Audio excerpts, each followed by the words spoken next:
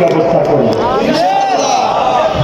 তবে আপনাদেরকে এই কথা দিতে পারি, বিএনপি যদি ক্ষমতায় আছে, বিএনপি সরকারে এলে কোরআন সুন্না বিরোধী কোনো আইন প্রণয়ন করা হবে না বলে মন্তব্য করেছেন কুমিল্লা ৩ মুরাদনগর আসনের বিএনপি মনোনীত প্রার্থী কাজী শাহ মোফাজ্জল হোসাইন কায়কোবাদ।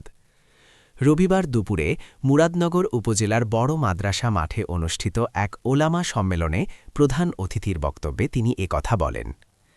তিনি জানান, বিএনপি সরকার গঠন করলে দেশের ইমাম, মুয়াজ্জিন ও ওলামাদের জন্য সরকারি সম্মানীর ব্যবস্থা করা হবে।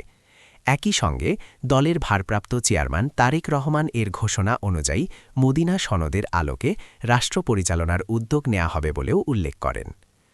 কায়কোবাদ আরও বলেন, ওলামা মাশায়েখ সমাজের সম্মানিত অংশ এবং অতীতের মতো ভবিষ্যতেও তাদের পাশে থাকার প্রতিশ্রুতি দেন। তিনি আগামী ১২ তারিখের নির্বাচনে ধানের শীষ প্রতীকে ভোট দেওয়ার আহ্বান জানান। কুমিল্লা জেলা জমিয়তে উলামায়ে ইসলাম বাংলাদেশের সভাপতির সভাপতিত্বে অনুষ্ঠিত সম্মেলনে বিভিন্ন পর্যায়ের আলেম ও ধর্মীয় ব্যক্তিবর্গ উপস্থিত ছিলেন।